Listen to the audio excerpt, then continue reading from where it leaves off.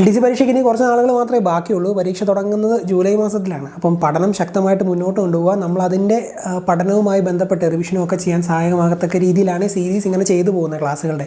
Maximum ഇത് utilise ചെയ്യുക. ഈ വീഡിയോ ആണ് ആദ്യം കാണുന്നതെങ്കിലും ഈ വീഡിയോ മുഴുവൻ കണ്ടുകൊണ്ട് തന്നെ ഇന്ന് തൊട്ടെങ്കിലും നിങ്ങൾ പഠനം ആരംഭിക്കുക. ഒറ്റ പരീക്ഷ നന്നായിട്ട് എഴുതിയാൽ നിങ്ങൾക്ക് കിട്ടാൻ പോകുന്നത് ഒരു സർക്കാർ ജോലിയാണ്. അപ്പം ഇത് നിങ്ങളുടെ ലക്ഷ്യമാണെങ്കിൽ, നിങ്ങൾക്ക് ആത്മാർത്ഥമായിട്ട് ഇത് നേടണം ആഗ്രഹിക്കുന്നുണ്ടെങ്കിൽ ഇപ്പോൾ തൊട്ടാണെങ്കിലും പഠിച്ചു തുടങ്ങുക. ഓക്കെ, ഇന്നത്തെ ഈ ഒരു ക്ലാസ്സിൽ നമ്മൾ ചർച്ച ചെയ്യുന്നത് ഇംഗ്ലീഷിലെ ഒരു സ്പെസിഫിക് ടോപ്പിക്ക്. ഇംഗ്ലീഷ് 10 മാർക്കാണെന്ന് നമുക്കറിയാം. ആ 10 മാർക്കും ഇനി പഠിച്ചാലും നേടാൻ പറ്റുമെന്ന് ഞാൻ ഓൾറെഡി നിങ്ങളോട് പറഞ്ഞിട്ടുണ്ട്. ഇന്ന് തൊട്ടാണെങ്കിലും ഇംഗ്ലീഷ് പഠിക്കാൻ തുടങ്ങിയാലും 10 മാർക്ക് നേടാൻ പറ്റും, അത് ഉറപ്പാണ്. അപ്പോൾ ഇംഗ്ലീഷിലെ ഇന്ന് നമ്മൾ ആർട്ടിക്കിൾസുമായി ബന്ധപ്പെട്ട കുറച്ച് കാര്യങ്ങളും GKയിലെ ഇന്ത്യൻ ജോഗ്രഫിയുമായി ബന്ധപ്പെട്ട കുറച്ച് കാര്യങ്ങളും ഒരു ഓഡിയോ ക്ലാസ് പോലെ GKയുടെ ഒരു ഭാഗവും പിന്നെ ഇംഗ്ലീഷിലെ ക്ലാസ്സും ഈ വീഡിയോയിൽ ഉൾപ്പെടുത്തിയിട്ടുണ്ട്. ഇത് രണ്ടും ഇന്ന് തന്നെ കേട്ട് ആ GK ഭാഗം ഒന്ന് റിപ്പീറ്റഡായിട്ട് കേട്ടൊന്ന് പഠിക്കുക. ഇംഗ്ലീഷിൻ്റെ ഈ ഒരു ടോപ്പിക്ക് ഇന്ന് തന്നെ പഠിച്ചു തീർക്കുക. എക്സ്ട്രാ ആയിട്ട് കുറച്ച് കാര്യങ്ങൾ വീഡിയോയുടെ അവസാനം ഞാൻ പഠിക്കാൻ നിങ്ങളോട് പറയുന്നുണ്ട്. അതുകൂടെ ഇന്നും നാളെയും കൊണ്ട് പക്കായിട്ട് കംപ്ലീറ്റ് ചെയ്ത് പോവുക. ഈ രീതിയിൽ നിങ്ങളുടെ പഠനം കറക്റ്റായിട്ട് മുന്നോട്ട് കൊണ്ടുപോകുക. ഓരോ ദിവസം ഞാൻ തരുന്ന ടോപ്പിക്കും എക്സ്ട്രാ ആയിട്ട് പഠിക്കാൻ പറയുന്ന കാര്യങ്ങളും കറക്റ്റായിട്ട് പഠിച്ചു പോവുക. ഈ രീതിയിൽ പഠിച്ചു പോയാൽ ഇനിയുള്ള സമയം കൊണ്ടാണെങ്കിലും LDC ക്രാക്ക് ചെയ്യാൻ പറ്റും. ഓക്കെ, അപ്പോൾ ആദ്യം നമ്മൾ ഇംഗ്ലീഷിലേക്കാണ് കിടക്കുന്നത്. ഇംഗ്ലീഷിലെ ആർട്ടിക്കിൾസ് എന്ന ടോപ്പിക്കാണ് ഇനി നമ്മൾ പഠിക്കാൻ പോകുന്നത്. ആ ടോപ്പിക്കിൻ്റെ പേര് തന്നെ PSC കൊടുത്തേക്കുന്നത് articles definite and indefinite articles എന്നാണ്. എന്ന് വെച്ചാൽ ആർട്ടിക്കിൾ 2 തരമുണ്ട്. ആർട്ടിക്കിളിനെ രണ്ടായിട്ട് ഡിവൈഡ് ചെയ്യാം, ഡെഫിനിറ്റ് ആർട്ടിക്കിളും ഇൻഡെഫിനിറ്റ് ആർട്ടിക്കിളും. ഈ ആർട്ടിക്കിൾസ് എന്ന് പറഞ്ഞാൽ ശരിക്കും എ ആൻഡ് ദ ഇവയാണ്. ഇവ മൂന്നുമാണ് ആർട്ടിക്കിൾസ് എന്ന് പറയുന്നത്, എ ആൻഡ് ദ. ഇതിൽ എയും ആനുമാണ് ഇൻഡെഫിനിറ്റ് ആർട്ടിക്കിൾ, അതുപോലെ ദയാണ് ഡെഫിനിറ്റ് ആർട്ടിക്കിൾ. ഞാൻ പറഞ്ഞു ആർട്ടിക്കിൾസിനെ രണ്ടായിട്ട് ഡിവൈഡ് ചെയ്യുന്നു, ഡെഫിനിറ്റ് ആർട്ടിക്കിളും ഇൻഡെഫിനിറ്റ് ആർട്ടിക്കിളും. എയും ആനും ഇൻഡെഫിനിറ്റ് ആർട്ടിക്കിളാണ്, ദ എന്ന് പറയുന്നത് ഡെഫിനിറ്റ് ആർട്ടിക്കിളാണ്. ഇത്രയും കാര്യങ്ങൾ ഏകദേശം കത്തിയല്ലോ.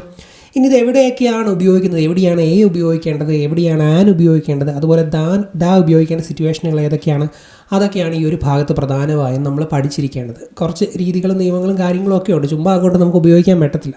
അപ്പോൾ അതങ്ങ് മനസ്സിലാക്കിയിരുന്നാൽ, ആ കുറച്ച് റൂൾസ് അങ്ങ് മനസ്സിലാക്കിയിരുന്നാൽ സിമ്പിളായിട്ട് പരീക്ഷയ്ക്ക് വരുന്ന ചോദ്യത്തിൻ്റെ ഉത്തരം നമുക്ക് എഴുതാൻ സാധിക്കും. അപ്പോൾ ഇതിൽ നിന്ന് തന്നെ ആർട്ടിക്കിൾ രണ്ടായിട്ട് ഡിവൈഡ് ചെയ്തിട്ടുണ്ട്, ഡെഫിനിറ്റും ഇൻഡെഫിനിറ്റും എന്നുള്ള ആ ഒരു കാര്യത്തിൽ നിന്ന് തന്നെ നമുക്ക് കിട്ടാൻ പോകുന്ന ഒരു ഐഡിയ എന്ന് പറയുന്നത് ആർട്ടിക്കിൾ ഡെഫിനിറ്റ് ആർട്ടിക്കിൾ ഉണ്ട് എന്ന് ഞാൻ പറഞ്ഞു. ഡെഫിനിറ്റ് ആയിട്ട് നമുക്ക് ഇച്ചിരി സ്ട്രോങ് ആയിട്ട് അറിയാവുന്ന ഡെഫിനിറ്റ് ആയിട്ടുള്ള സ്ഥലത്ത് ദ ഉപയോഗിക്കുന്ന ആ രീതിയിൽ സിമ്പിളായിട്ട് ഐഡിയ ആയിട്ടൊന്ന് കിട്ടുമല്ലോ.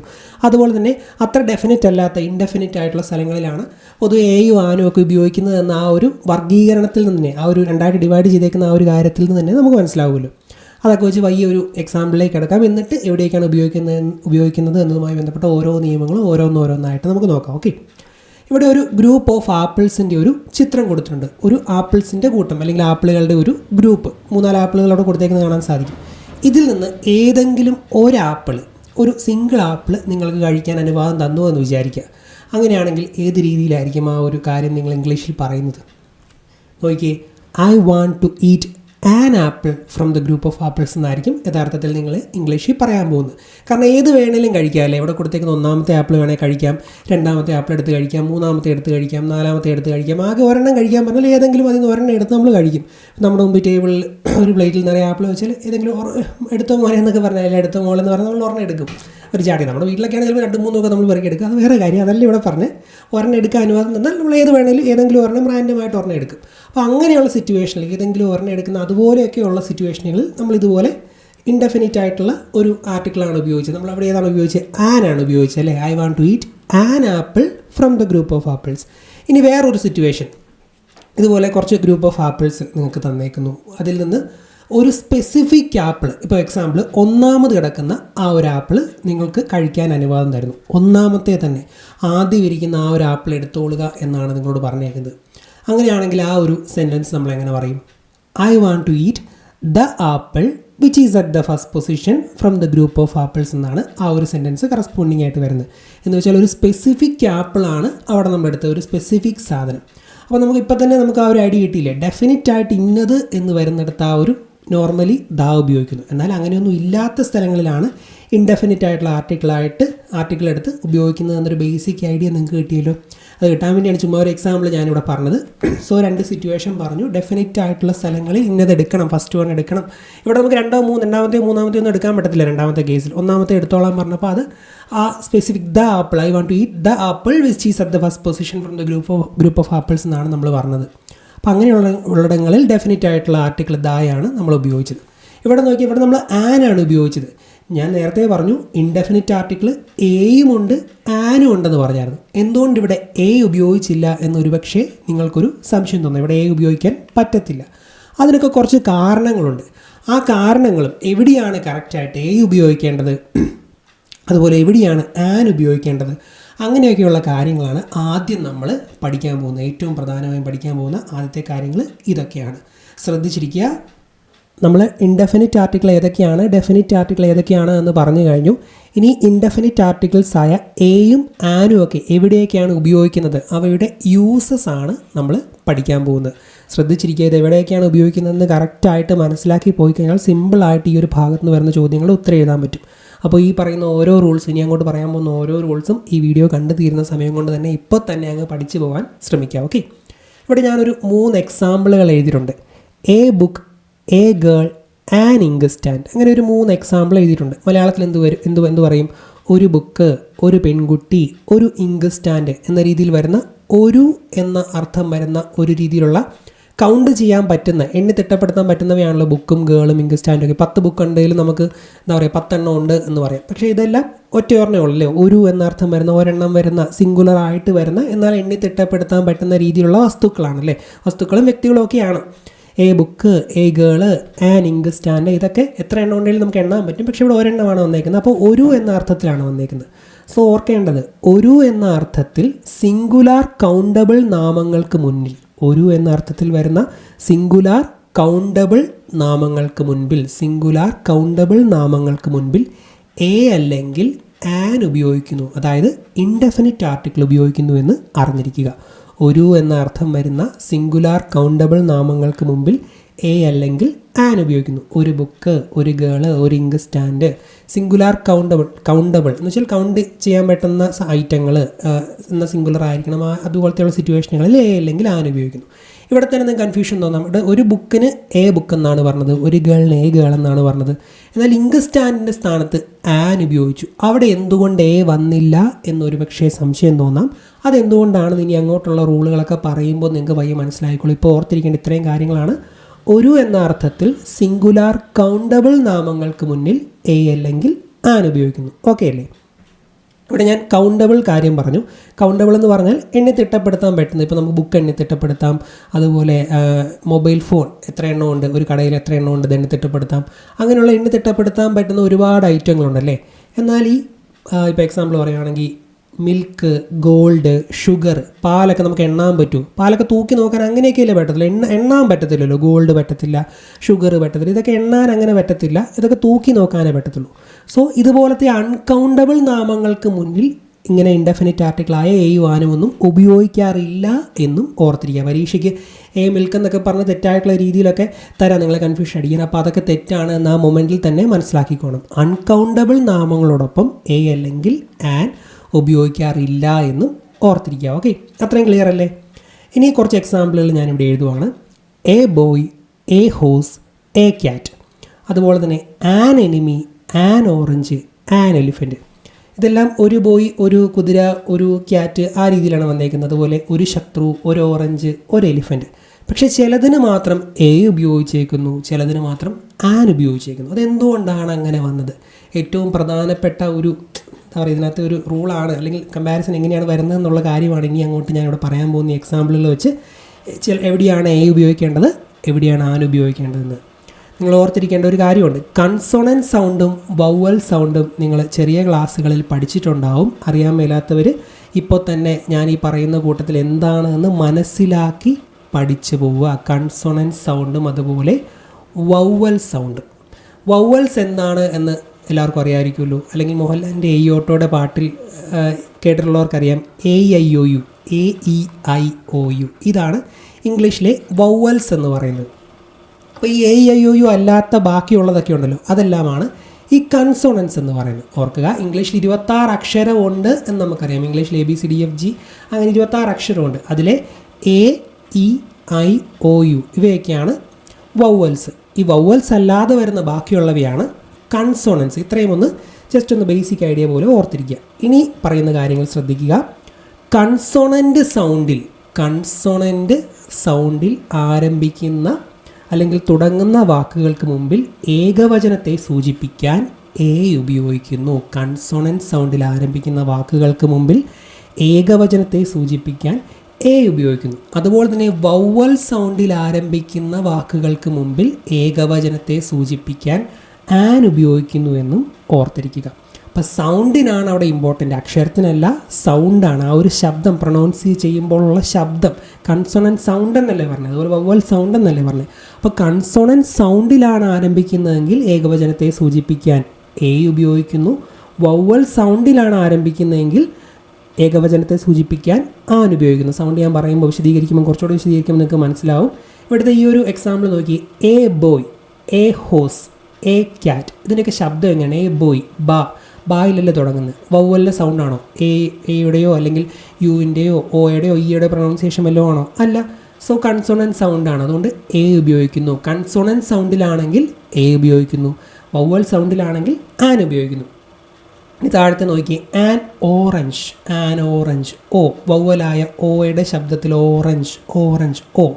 അപ്പോൾ വവ്വൽ സൗണ്ട് അല്ലേ, വവ്വൽ സൗണ്ടാണ് വന്നത്. ഓയുടെ, ഓറഞ്ച് എന്ന് പറയുന്നത് ഓയുടെ ശബ്ദമാണ്, അപ്പോൾ വവ്വൽ സൗണ്ടാണ്. സോ അതുകൊണ്ടാണ് അവിടെ ആൻ ഉപയോഗിച്ചേക്കുന്നത്. എ ഓറഞ്ച് എന്ന് പറയാതെ ആൻ ഓറഞ്ച് എന്ന് പറയുന്നത് അത് വവ്വൽ സൗണ്ട് ആയതുകൊണ്ടാണ്. പിന്നെ ആൻ എലിഫൻറ്റ്, ആൻ എലിഫൻറ്റ് എന്നത് വവ്വൽ സൗണ്ടാണ് അല്ലേ, വവ്വൽ സൗണ്ട് ആയതുകൊണ്ട്. ഇവിടെ ഈയിൽ തുടങ്ങുന്നതുകൊണ്ട് മാത്രമല്ല, വവ്വൽ സൗണ്ട് ആയതുകൊണ്ടും കൂടിയാണ് ആൻ വന്നേക്കുന്നത്. സോ വവ്വൽ സൗണ്ട് ആണെങ്കിൽ ആൻ വരും, അതുപോലെ കൺസോണൻറ്റ് സൗണ്ട് ആണെങ്കിൽ എ വരും. അതുപോലെ ആൻ എനിമി, എനിമി എന്ന് പറയുന്ന വവ്വൽ സൗണ്ടിൽ എ എന്ന് പറയുന്ന വവ്വൽ സൗണ്ട് ആണല്ലോ. സോ വവ്വൽ സൗണ്ടിലാണെങ്കിൽ ആൻ വരുന്നു, കൺസോണൻറ്റ് സൗണ്ട് ആണെങ്കിൽ എ വരുന്നു. പിന്നെ എ ഹോസ്, ഹോ, ഹാ, അതൊന്നും വവ്വലല്ലല്ലോ, കൺസോണൻ്റ് ആണല്ലോ. സോ എ വന്നേക്കുന്നത്. പിന്നെ ക്യാറ്റ്, ക്യാ എന്ന് പറയുന്നത് ആ രീതിയിൽ വവ്വൽ സൗണ്ട് ഒന്നും അല്ലല്ലോ. സോ അതുകൊണ്ടാണ് അവിടെ എ വന്നേക്കുന്നത്. അപ്പോൾ ഓർക്കേണ്ട പോയിന്റ് വീണ്ടും ഞാൻ റിപ്പീറ്റ് ചെയ്ത് പറയുന്നത് പ്രധാനപ്പെട്ടതായതുകൊണ്ടാണ്. കൺസോണൻറ്റ് സൗണ്ടിൽ തുടങ്ങുന്ന വാക്കുകൾക്ക് മുമ്പിൽ ഏകവചനത്തെ സൂചിപ്പിക്കാൻ എ ഉപയോഗിക്കുന്നു. വവ്വൽ സൗണ്ടിൽ തുടങ്ങുന്ന വാക്കുകൾക്ക് മുമ്പിൽ ഏകവചനത്തെ സൂചിപ്പിക്കാൻ ആൻ ഉപയോഗിക്കുന്നു. സൗണ്ടാണ് ഇവിടെ ഇമ്പോർട്ടൻ്റ്. വവ്വൽ സൗണ്ട് ആണെങ്കിൽ എയോ ഇയോ അയ്യോ യുവോ ഒക്കെ വരുന്ന വവ്വൽ സൗണ്ട് ആണെങ്കിൽ അവിടെ എന്താണ് ഉപയോഗിക്കേണ്ടത്? ആൻ ആണ് ഉപയോഗിക്കുന്നത്. എന്നാൽ കൺസോണൻറ്റ് സൗണ്ട് ആണെങ്കിൽ എ ആണെന്നും ഓർത്തിരിക്കുക. ഓക്കെ, വേറെ കുറച്ച് എക്സാമ്പിളുകൾ ഇവിടെ കൊടുത്തിട്ടുണ്ട്. An hour, an honest man, an honourable man, an air. ഇവിടെ ഈ സെൻറ്റൻസ്, ഈ വാക്കുകളുടെ ഒരു പ്രത്യേകത എന്താണെന്ന് വെച്ചാൽ, ഇപ്പോൾ ആൻ അവർ, നമ്മൾക്ക് മലയാളത്തിൽ ഹവർ എന്നൊക്കെ ചിലർ പറയുമായിരിക്കും, പക്ഷേ യഥാർത്ഥത്തിൽ ആൻ അവർ ആയാണ് വരുന്നത്, അല്ലെങ്കിൽ ആ ഒരു ശബ്ദമാണ് അവിടെ ഉപയോഗിക്കുന്നത് അല്ലേ. അപ്പോൾ അതുകൊണ്ട് എച്ച് സൈലൻ്റ് ആയതുകൊണ്ട്, എച്ച് അവിടെ സൈലൻ്റ് ആണ്, എച്ച് സൈലൻ്റ് ആയിട്ടുള്ള ഇങ്ങനത്തെയുള്ള വാക്കുകൾക്ക് മുമ്പിൽ ഏകവചനത്തെ സൂചിപ്പിക്കാനോ ഒരു വസ്തുതയെ സൂചിപ്പിക്കാനോ ഒക്കെ നോർമലി ആൻ ആണ് ഉപയോഗിക്കുന്നത് എന്നറിഞ്ഞിരിക്കുക. ആ ഒരു പോയിൻ്റ് ഒന്ന് നോട്ട് ചെയ്തോണം. എച്ച് സൈലൻ്റായി വരുന്ന വാക്കുകൾക്ക് മുമ്പിൽ ഏകവചനത്തെ സൂചിപ്പിക്കാനോ ഒരു വസ്തുവിനെ സൂചിപ്പിക്കാനോ ഒക്കെ നോർമലി ആൻ ഉപയോഗിക്കുന്നു. ഇവിടെ കൺസോണൻ്റ് ഈ ഒരു ശബ്ദത്തിൽ ഹവർ എന്നുള്ള രീതി ഹവർ എച്ചിൽ തുടങ്ങുന്നുണ്ടെങ്കിലും എച്ച് സൈലൻ്റ് ആണ്.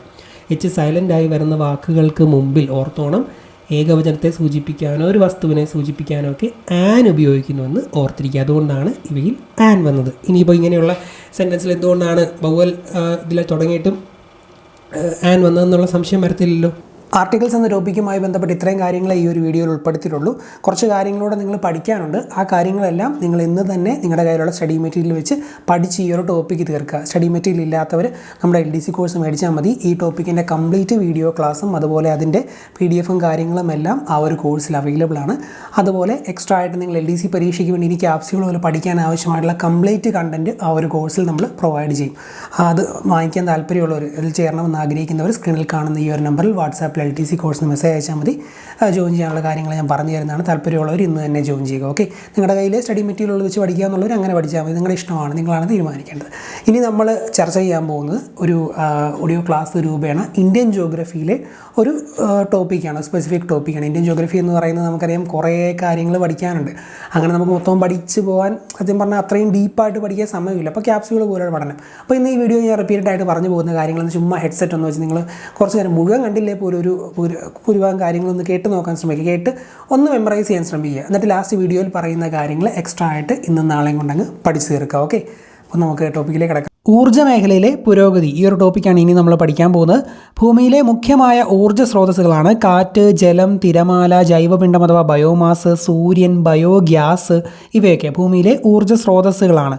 ഭൂമിയിലെ എല്ലാ ഊർജ്ജ സ്രോതസ്സുകളെയും രണ്ടായി നമുക്ക് തരംതിരിക്കാം: പുനഃസ്ഥാപിക്കുന്നവയും അതുപോലെ പുനഃസ്ഥാപിക്കാൻ സാധ്യമല്ലാത്തവയും. ഭൂമിയിലെ ഊർജ്ജ സ്രോതസ്സുകളെ രണ്ടായിട്ട് തരംതിരിക്കാം: പുനഃസ്ഥാപിക്കാൻ പറ്റുന്നതും പറ്റാത്തതുമായിട്ടുള്ള രീതിയിൽ രണ്ടെണ്ണമായിട്ട് തരംതിരിക്കാം. ഉപയോഗത്തിലൂടെ കുറഞ്ഞാലും പ്രകൃതിയുടെ സ്വാഭാവികമായ പ്രവർത്തനത്തിലൂടെ വീണ്ടും നിർമ്മിക്കപ്പെടുന്ന വിഭവങ്ങളാണ് പുനഃസ്ഥാപിക്കപ്പെടുന്ന വിഭവങ്ങൾ അഥവാ റിന്യൂവബിൾ എനർജി സോഴ്സസ്. പുനഃസ്ഥാപിക്കാൻ പറ്റുന്നത് അല്ലെങ്കിൽ പുനഃസ്ഥാപിക്കപ്പെടുന്ന വിഭവങ്ങൾ എന്ന് പറയുന്നത് ഉപയോഗത്തിലൂടെ, മനുഷ്യൻ ഉപയോഗിക്കുന്നതിലൂടെ കുറഞ്ഞു പോയാലും പ്രകൃതിയുടെ സ്വാഭാവികമായ പ്രവർത്തനത്തിലൂടെ വീണ്ടും നിർമ്മിക്കപ്പെടുന്നു. അങ്ങനെയുള്ള വീണ്ടും നിർമ്മിക്കപ്പെടുന്ന സംഭവങ്ങളാണ് ഊർജ്ജ സ്രോതസ്സുകളാണ് പുനഃസ്ഥാപിക്കപ്പെടുന്ന വിഭവങ്ങൾ അഥവാ റിന്യൂവബിൾ എനർജി സോഴ്സസ്. പുനഃസ്ഥാപിക്കാവുന്ന ഊർജ്ജ സ്രോതസ്സുകൾക്ക് ഉദാഹരണങ്ങളാണ് സൗരോർജ്ജം, ജലശക്തി, ബയോഗ്യാസ്, ജൈവപിണ്ഡം എന്നിവയൊക്കെ. ഇപ്പോൾ സൂര്യൻ്റെ പ്രകാശം അല്ലെങ്കിൽ സൂര്യപ്രകാശമൊക്കെ എത്രമാത്രം നമ്മൾ ഉപയോഗിച്ചാലും വീണ്ടും അത് പിറ്റേ ദിവസം നമുക്ക് അടുത്ത ദിവസം സൂര്യൻ ഉദിക്കും തൊട്ട് നമുക്ക് കിട്ടും അല്ലേ. അപ്പോൾ അതൊന്നും ഒരിക്കലും അങ്ങനെ ഇല്ലാതായി പോകത്തില്ല. പിന്നെ കോടിക്കണക്കിന് വർഷം കഴിയുമ്പോൾ സൂര്യൻ ഇല്ലാതാകുമ്പോഴുള്ള കാര്യമില്ല, അത് അന്നേരം നോക്കാം. അപ്പോൾ പുനഃസ്ഥാപിക്കാവുന്ന ഊർജ്ജ സ്രോതസ്സുകൾക്ക് ഉദാഹരണമാണ് സൗരോർജ്ജം, ജലശക്തി, ബയോഗ്യാസ്, ജൈവപിണ്ഡം എന്നിവയൊക്കെ.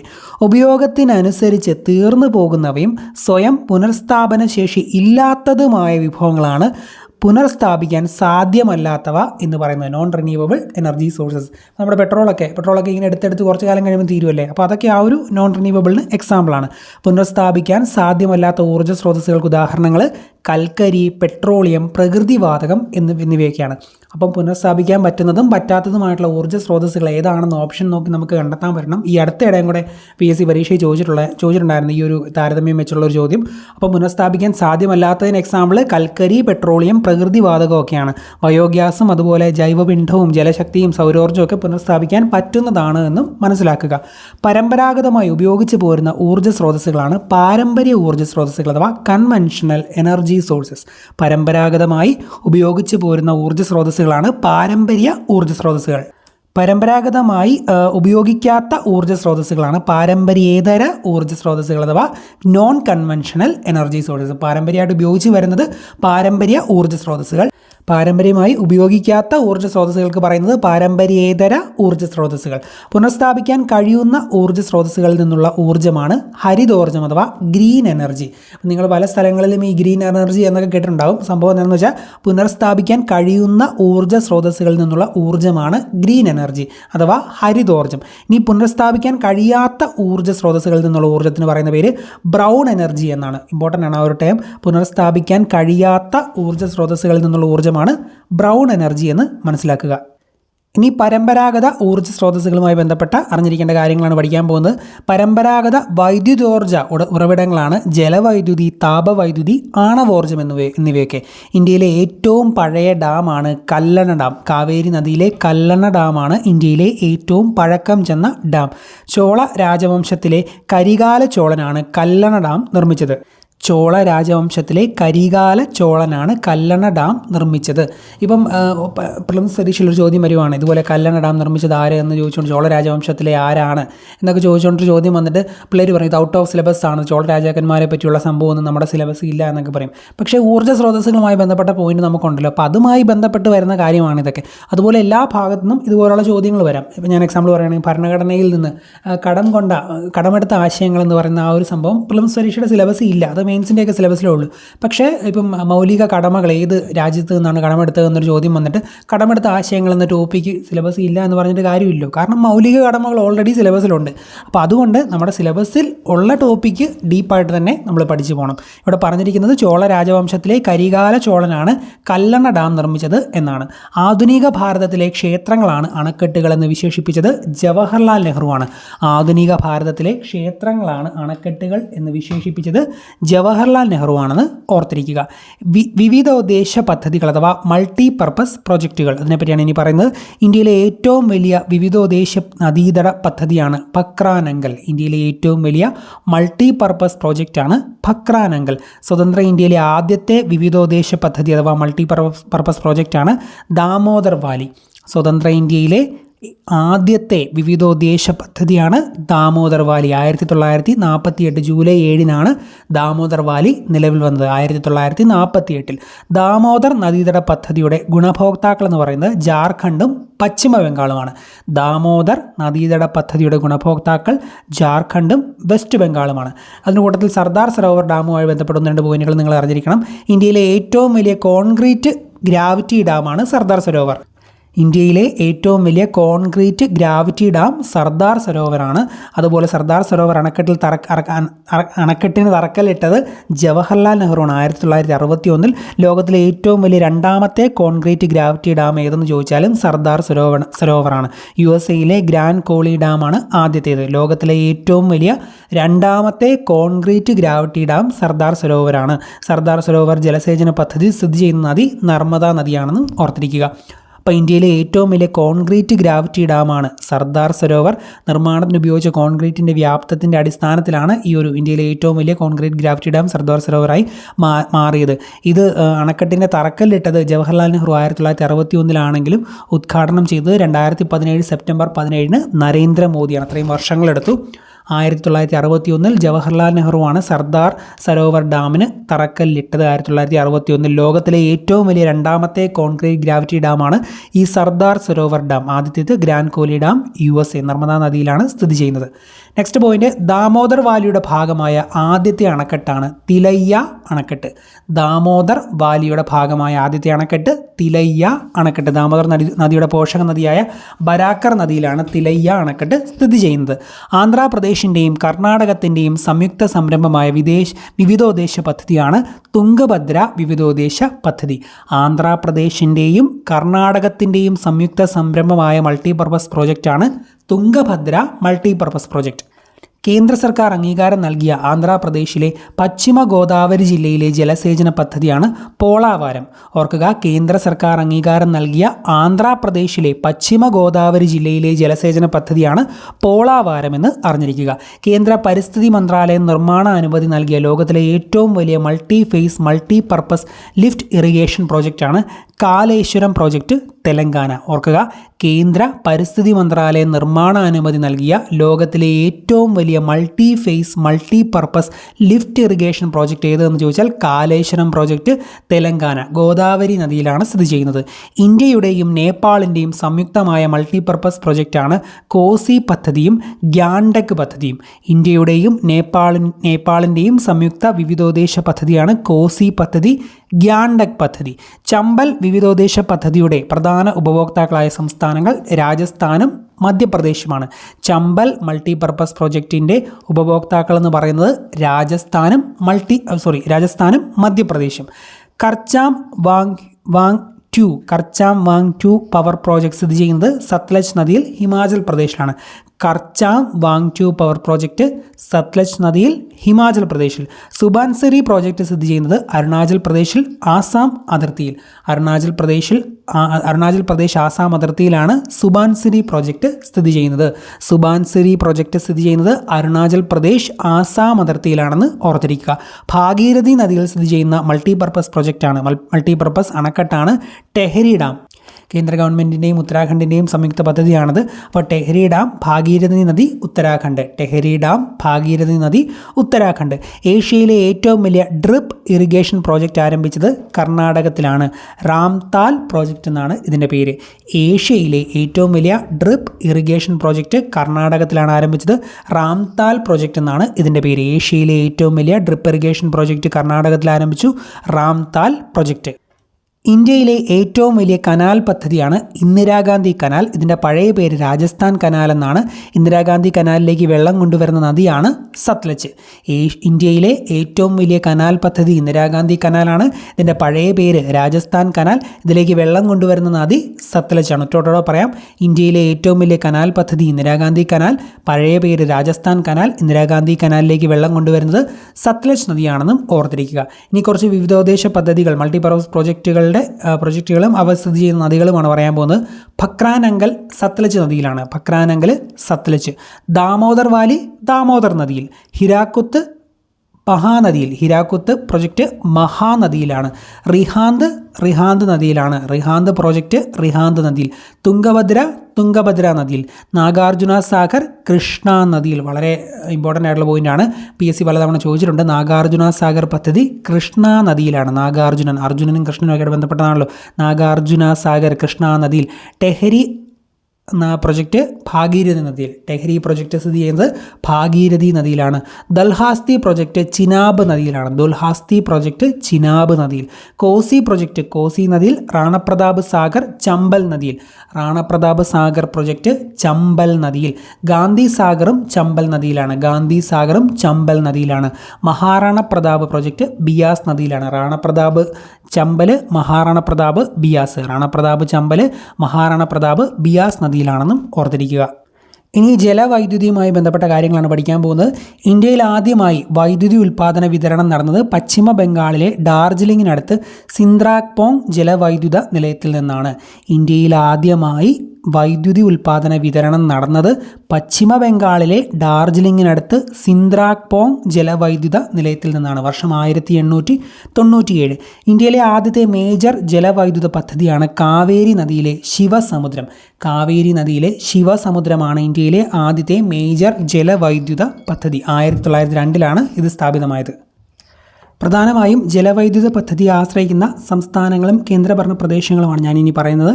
ഹിമാചൽ പ്രദേശ്, കർണാടകം, കേരളം, മേഘാലയ, ത്രിപുര, സിക്കിം, ജമ്മു കാശ്മീർ ഇവയൊക്കെ പ്രധാനമായും ജലവൈദ്യുത പദ്ധതിയെ ആശ്രയിക്കുന്ന സംസ്ഥാനങ്ങളും കേന്ദ്രഭരണ പ്രദേശങ്ങളുമാണ്.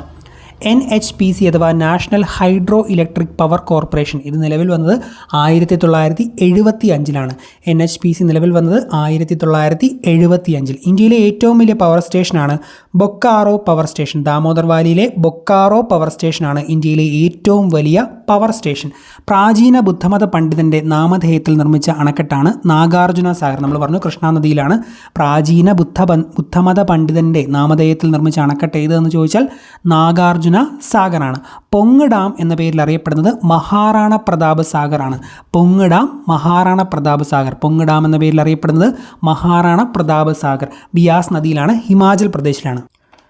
തപോവൻ വിഷ്ണുഘാട്ട് ജലവൈദ്യുത പ്ലാന്റ് സ്ഥിതി ചെയ്യുന്നത് ഉത്തരാഖണ്ഡിലാണ്. ജലവൈദ്യുത പദ്ധതി ഉത്തരാഖണ്ഡിലാണ്. കൃഷ്ണരാജസാഗർ ഡാമിൻ്റെ മറ്റൊരു പേരാണ് Visvesvaraya dam. Umiam വിവിധോദ്ദേശ power project അഥവാ ഉമിയാം മൾട്ടിപർപ്പസ് പ്രോജക്റ്റ് മേഘാലയയിലാണ് സ്ഥിതി ചെയ്യുന്നത്. PSC അടുത്തിടെ ചോദിച്ചതാണ്. ഉമിയാം പ്രോജക്റ്റ് മേഘാലയയിൽ. മധ്യപ്രദേശിൻ്റെയും രാജസ്ഥാൻ്റെയും സംയുക്ത സംരംഭമാണ് ചമ്പൽ പ്രോജക്റ്റ്. രാജസ്ഥാൻ്റെയും സംയുക്ത സംരംഭമാണ് ചമ്പൽ പ്രൊജക്റ്റ്. ഈ രണ്ട് സംസ്ഥാനങ്ങളും ചമ്പൽ പദ്ധതിയുടെ ഗുണഭോക്താക്കളാണ്. കിഷൻ ഗംഗ ജലവൈദ്യുത പദ്ധതി സ്ഥിതി ചെയ്യുന്നത് ജമ്മു കാശ്മീരിലാണ്. കിഷൻ ഗംഗ ജലവൈദ്യുത പദ്ധതി എവിടെയാണ് സ്ഥിതി ചെയ്യുന്നതെന്ന് ചോദിച്ചാൽ ഓർത്തിരിക്കുക, ജമ്മു കാശ്മീരിൽ. ബഗ്ലിഹാർ ഡാം സ്ഥിതി ചെയ്യുന്നത് ചിനാബ് നദിയിലാണ്. ജമ്മു കാശ്മീരിലെ ചിനാബ് നദിയിലാണ് ബഗ്ലിഹാർ ഡാം സ്ഥിതി ചെയ്യുന്നത്. ജമ്മു കാശ്മീരിലെ ചിനാബ് നദിയിലാണ് ബഗ്ലിഹാർ ഡാം. ഉറി പവർ പ്രോജക്റ്റ് ചലം നദിയിലാണെന്ന് ഓർത്തിരിക്കുക. ഉറി പവർ പ്രോജക്റ്റ് ചലം നദിയിൽ. അതുപോലെ കാക്രപ്പാറ പ്രോജക്റ്റ് താപ്തി നദിയിലാണ്, ഗുജറാത്തിലാണ്. ഗുജറാത്തിലാണ് സ്ഥിതി ചെയ്യുന്നത്. കാക്രപ്പാറ, താപ്തി, ഗുജറാത്ത്. രവി നദിയിൽ സ്ഥിതി ചെയ്യുന്ന ഡാമാണ് തെയിൻ ഡാം. രഞ്ജിത്ത് സാഗർ ഡാം എന്നും അറിയപ്പെടുന്നു. രവി നദിയിലാണ് തെയിൻ ഡാം അഥവാ രഞ്ജിത്ത് സാഗർ ഡാം സ്ഥിതി ചെയ്യുന്നത്, രവി നദിയിൽ. ലോകത്തിലെ ഏറ്റവും നീളം കൂടിയ അണക്കെട്ടാണ് ഹിരാക്കുത്ത് അണക്കെട്ട് സ്ഥിതി ചെയ്യുന്നത് മഹാനദിയിലാണ്. ഇന്ത്യയിലെ ഏറ്റവും ഉയരം കൂടിയ അണക്കെട്ട് ടെഹരി അണക്കെട്ടാണ്. 3 പോയിന്റുകൾ ഇമ്പോർട്ടൻ്റ് ആണ്. ലോകത്തിലെ ഏറ്റവും നീളം കൂടിയ അണക്കെട്ട് ഹിരാക്കുഡ് സ്ഥിതി ചെയ്യുന്നത് മഹാനദിയിലാണ്. ഇന്ത്യയിലെ ഏറ്റവും ഉയരം കൂടിയ അണക്കെട്ട് ടെഹരി അണക്കെട്ടാണ്. ലോകത്തിലെ ഏറ്റവും നീളം കൂടിയ അണക്കെട്ട് ഹിരാക്കുത്ത്, ഇന്ത്യയിലെ ഏറ്റവും ഉയരം കൂടിയ അണക്കെട്ട് ടെഹരി അണക്കെട്ടാണ്. ടെഹരി ഭാഗീരഥിയിലാണ്, ഉത്തരാഖണ്ഡിൽ. പൈതാൻ ഹൈഡ്രോ ഇലക്ട്രിക് പ്രോജക്റ്റ് ഏത് രാജ്യത്തിൻ്റെ സഹായത്തോടെയാണ് നിർമ്മാണം പൂർത്തിയാക്കിയതെന്ന് ചോദിച്ചാൽ ജപ്പാൻ്റെയാണ്. പൈതാൻ ഹൈഡ്രോ ഇലക്ട്രിക് പ്രോജക്റ്റ് ജപ്പാൻ്റെ സഹായത്തോടെയാണ് നിർമ്മാണം പൂർത്തിയാക്കിയത്. കാർഗിലിലെ ചുറ്റക് ഹൈഡ്രോ ഇലക്ട്രിക് പ്രോജക്റ്റ് സുരു നദിയിലാണ് സ്ഥിതി ചെയ്യുന്നത്. സുരു നദീതീരത്താണ് സ്ഥിതി ചെയ്യുന്നത്. കാർഗിലിലെ ചുറ്റക് ഹൈഡ്രോ ഇലക്ട്രിക് പ്രോജക്റ്റ് സ്ഥിതി ചെയ്യുന്ന നദീതീരം സുരു. കാർഗിലിലെ ചുറ്റക് ഹൈഡ്രോ ഇലക്ട്രിക് പ്രോജക്റ്റ് സ്ഥിതി ചെയ്യുന്ന നദീതീരം സുരുവാണ്. ഇനി ഭക്രാനങ്കലുമായി ബന്ധപ്പെടുന്ന 2 പോയിന്റുകൾ അറിഞ്ഞിരിക്കണം. ഇന്ത്യയിലെ ഉയരം കൂടിയ രണ്ടാമത്തെ അണക്കെട്ടാണ് ഭക്രാനങ്കൽ. ഇന്ത്യയിലെ ഉയരം കൂടിയ രണ്ടാമത്തെ അണക്കെട്ടാണ് ഭക്രാനങ്കൽ. ഭക്രാനങ്കൽ ഡാം സ്ഥിതി ചെയ്യുന്നത് സത്ലജ് നദിയിലാണ്. ഭക്രാനങ്കൽ ഡാം സ്ഥിതി ചെയ്യുന്നത് സത്ലജ് നദിയിലാണ്. ഭക്ര അണക്കെട്ട് രൂപം കൊടുക്കുന്ന തടാകമാണ് ഗോവിന്ദ് സാഗർ. ഭക്ര അണക്കെട്ട് രൂപം കൊടുക്കുന്ന തടാകം ഗോവിന്ദ് സാഗറാണ്. ഭക്രാനങ്കൽ അണക്കെട്ടിൻ്റെ പ്രയോജനം ലഭിക്കുന്ന പ്രദേശങ്ങൾ ഹിമാചൽ പ്രദേശ്, പഞ്ചാബ്, ഹരിയാന, രാജസ്ഥാൻ, ഡൽഹി എന്നിവയാണ്. ഭക്രാനങ്കൽ അണക്കെട്ടിൻ്റെ പ്രയോജനം ലഭിക്കുന്ന പ്രദേശങ്ങൾ ഹിമാചൽ പ്രദേശ്, പഞ്ചാബ്, ഹരിയാന, രാജസ്ഥാൻ, ഡൽഹി. ഓക്കെ, ഇത്രയും പോയിന്റുകൾ ജലവൈദ്യുതിയുമായി ബന്ധപ്പെട്ട് അറിഞ്ഞിരിക്കണം. ഇനി നമ്മൾ താപവൈദ്യുതിയുമായി ബന്ധപ്പെട്ട കാര്യങ്ങളാണ് പഠിക്കാൻ പോകുന്നത്. ഇന്ത്യയിൽ ഏറ്റവും കൂടുതൽ ഉൽപ്പാദിപ്പിക്കുന്ന വൈദ്യുതി താപവൈദ്യുതിയാണ്. ഇന്ത്യയിൽ ഏറ്റവും കൂടുതൽ ഉൽപ്പാദിപ്പിക്കുന്നത് താപവൈദ്യുതിയാണ്.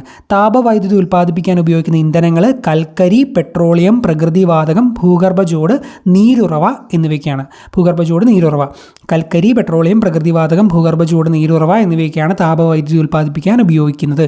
ഇന്ത്യയിലെ മുഖ്യ താപോർജ്ജ സ്രോതസ്സും പ്രധാന വ്യാവസായിക ഇന്ധനവും കൽക്കരിയാണ് എന്ന് അറിഞ്ഞിരിക്കുക. ഓർക്കുക, ഇന്ത്യയിലെ മുഖ്യ താപോർജ്ജ സ്രോതസ്സ് കൽക്കരിയാണ്. ഇന്ത്യക്ക് ആവശ്യമായ ഊർജ്ജത്തിൻ്റെ എത്ര ശതമാനമാണ് കൽക്കരിയിൽ നിന്ന് ലഭിക്കുന്നതെന്ന് ചോദിച്ചാൽ 65%. ഇന്ത്യക്ക് ആവശ്യമായ ഊർജ്ജത്തിൻ്റെ 65% കൽക്കരിയിൽ നിന്നാണ് ലഭിക്കുന്നത്.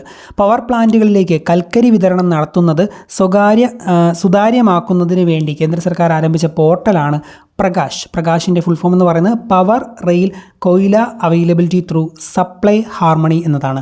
പ്രകാശ് ഓർത്തിരിക്കുക, പവർ പ്ലാന്റുകളിലേക്ക് കൽക്കരി വിതരണം നടത്തുന്നത് സുതാര്യമാക്കുന്നതിന് വേണ്ടി കേന്ദ്ര സർക്കാർ ആരംഭിച്ച പോർട്ടലാണ് പ്രകാശ്. ഒന്നുകൂടെ പറയാം, പവർ പ്ലാന്റുകളിലേക്ക് കൽക്കരി വിതരണം നടത്തുന്നത് സുതാര്യമാക്കുന്നതിന് വേണ്ടി കേന്ദ്ര സർക്കാർ ആരംഭിച്ച പോർട്ടലാണ് പ്രകാശ് എന്ന് അറിഞ്ഞിരിക്കുക. ഇന്ത്യയിലെ ഏറ്റവും വലിയ വൈദ്യുതോൽപാദന കമ്പനിയാണ് NTPC അഥവാ നാഷണൽ തെർമൽ പവർ കോർപ്പറേഷൻ. ഇന്ത്യയിലെ ഏറ്റവും കൂടുതൽ അല്ലെങ്കിൽ ഇന്ത്യയിലെ ഏറ്റവും വലിയ വൈദ്യുതോൽപാദന കമ്പനിയാണ് NTPC. ഇന്ത്യയിലെ ഏറ്റവും വലിയ വൈദ്യുതോൽപാദന കമ്പനി ഏതെന്ന് ചോദിച്ചാൽ അത് NTPC ആണ്. ഇന്ത്യയിലെ ഏറ്റവും വലിയ വൈദ്യുതോൽപാദന കമ്പനി NTPC. ഈ NTPC നിലവിൽ വന്നത് 1975 ന്യൂഡൽഹിയാണ് ആസ്ഥാനം. NTPCയുടെ ആസ്ഥാനം ന്യൂഡൽഹി, നിലവിൽ വന്നത് 1975. ഒരു ദിവസം കൊണ്ട് ഏറ്റവും കൂടുതൽ വൈദ്യുതി ഉൽപ്പാദിപ്പിച്ച NTPCയുടെ താപവൈദ്യുതി നിലയം ഒഡീഷയിലെ താൽച്ചറാണ്. ഒരു ദിവസം കൊണ്ട് ഏറ്റവും കൂടുതൽ വൈദ്യുതി ഉൽപ്പാദിപ്പിച്ച NTPCയുടെ താപവൈദ്യുതി നിലയം Talcher, Odisha. Neyveli thermal power station ഏത് രാജ്യത്തിൻ്റെ സഹകരണത്തോടെയാണ് സ്ഥാപിച്ചതെന്ന് ചോദിച്ചാൽ Russia. Neyveli thermal power station റഷ്യയുടെ സഹായത്തോടെയാണ് സ്ഥാപിച്ചത്. ഈ അടുത്തിടെ കൂടെ ഒരു ഇങ്ങനെ ഏത് രാജ്യവുമായി സ്ഥാപിച്ചതെന്ന രീതിയിലൊരു ചോദ്യം വന്നിട്ടുണ്ടായിരുന്നു. നെയ്വേലി തെർമൽ പവർ സ്റ്റേഷൻ റഷ്യയുടെ സഹകരണത്തോടെയാണ് സ്ഥാപിച്ചത്. ഇന്ത്യയിലെ ആദ്യ പ്രഷറൈസ്ഡ് ഹെവി വാട്ടർ റിയാക്ടറാണ് രാജസ്ഥാനിലെ കോട്ട. ഇന്ത്യയിലെ ആദ്യത്തെ പ്രഷറൈസ്ഡ് ഹെവി വാട്ടർ റിയാക്ടർ കോട്ടയാണ്. കോട്ട തെർമൽ പവർ പ്ലാന്റ് സ്ഥിതി ചെയ്യുന്നത് ഏത് നദീതീരത്താണെന്ന് ചോദിക്കാം. അത് രാജസ്ഥാനിലെ ചമ്പൽ നദീതീരത്താണ്. കോട്ട തെർമൽ പവർ പ്ലാന്റ് രാജസ്ഥാനിലെ ചമ്പൽ നദീതീരത്താണ് സ്ഥിതി ചെയ്യുന്നത്. താപവൈദ്യുതി ഏറ്റവും കൂടുതൽ ഉൽപ്പാദിപ്പിക്കുന്ന സംസ്ഥാനം മഹാരാഷ്ട്രയാണ്. താപവൈദ്യുതി ഏറ്റവും കൂടുതൽ ഉൽപ്പാദിപ്പിക്കുന്ന സംസ്ഥാനം ഏതെന്ന് ചോദിച്ചാൽ മഹാരാഷ്ട്രയാണെന്ന് ഓർത്തിരിക്കുക. ഇന്ത്യയിലെ ഏറ്റവും വലിയ താപവൈദ്യുത നിലയം വിന്ധ്യാചൽ തെർമൽ പവർ സ്റ്റേഷനാണ്. ഇന്ത്യയിലെ ഏറ്റവും വലിയ താപവൈദ്യുത നിലയം വിന്ധ്യാചൽ തെർമൽ പവർ സ്റ്റേഷൻ മധ്യപ്രദേശിലാണ്. രണ്ടാമത് മുന്ദ്ര തെർമൽ പവർ സ്റ്റേഷൻ. ഇന്ത്യയിൽ സ്ഥാപിതമാകുന്ന ഏറ്റവും വലിയ താപോർജ്ജ നിലയമാണ് പത്രദു വിദ്യുത് ഉൽപാദൻ നിഗം ലിമിറ്റഡ് PVUNL. ജാർഖണ്ഡിലെ PVUNL. ഇന്ത്യയിൽ സ്ഥാപിതമാകുന്ന ഏറ്റവും വലിയ താപോർജ്ജ നിലയമാണ് പത്രദു വിദ്യുത് ഉൽപാദൻ ലിമിറ്റഡ് അഥവാ PVUNL. പത്രദു വിദ്യുത് ഉൽപാദൻ ലിമിറ്റഡ് അഥവാ PVUNL ആണ് ഇന്ത്യയിൽ സ്ഥാപിതമാകുന്ന ഏറ്റവും വലിയ താപോർജ്ജ നിലയം. ഇന്ത്യയിലെ ഏറ്റവും വലിയ താപവൈദ്യുത നിലയം വിന്ധ്യാചൽ തെർമൽ പവർ സ്റ്റേഷനാണെന്ന് മക്കൂട്ടത്തിൽ ഓർത്തിരിക്കുക. കാകതീയ തെർമൽ പവർ പ്രോജക്റ്റ് സ്ഥാപിതമായത് തെലങ്കാനയിലാണ്. Kakatiya thermal power project Telangana.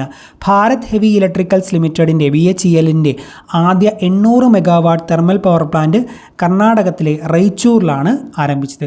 Bharat heavy electrical ലിമിറ്റഡിൻ്റെ 800 മെഗാവാട്ട് ആദ്യ 800 megawatt thermal power plant Raichur, കർണാടകം.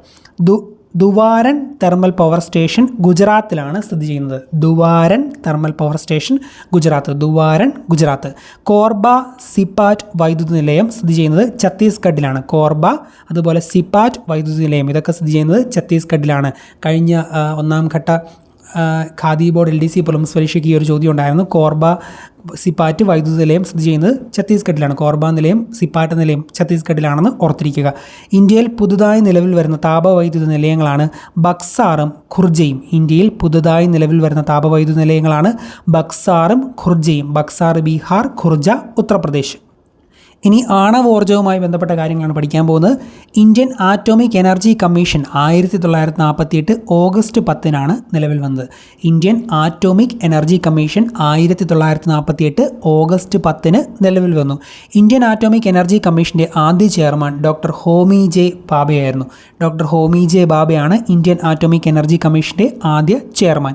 ഇന്ത്യയിലെ ഏറ്റവും വലിയ ആറ്റോമിക് റിസർച്ച് സെൻറ്റർ സ്ഥാപിതമായത് അല്ലെങ്കിൽ സ്ഥിതി ചെയ്യുന്നത് മഹാരാഷ്ട്രയിലെ ട്രോംബെയിലാണ്. ബാർക്കാണ്, ബാബ ആറ്റോമിക് റിസർച്ച് സെൻ്ററാണ് ഇന്ത്യയിലെ ഏറ്റവും വലിയ ആറ്റോമിക് റിസർച്ച് സെൻറ്റർ. അത് സ്ഥിതി ചെയ്യുന്നത് മഹാരാഷ്ട്രയിലെ ട്രോംബെയിലാണെന്ന് ഓർത്തിരിക്കുക. 1954 ജനുവരി 3-നാണ് ബാർക്ക് നിലവിൽ വന്നത്.